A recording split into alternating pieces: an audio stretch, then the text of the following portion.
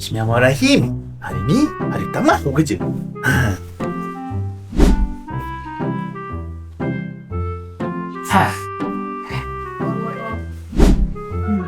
Awak kerja baru eh? Switch baru. Nama siapa? Nama saya Kiwi. Kiwi eh? Jom lah saya tunjuk dulu office ni semua. Okey, boleh? Siapa awak? Start siapa ni? Tak boleh? Betul ke awak nak kerja sini ni? Betul. Okey. Dekat office ni kita ada satu je peraturan. Peraturan? Apa tu? Kita orang tak terima mana-mana superhero lah. Batman, Superman semua tak ada kerja kat sini. Superhero. Okey. Okey, kat sini kita ada Shopee, kita ada Lebay, Mat Klan ada juga. Wow.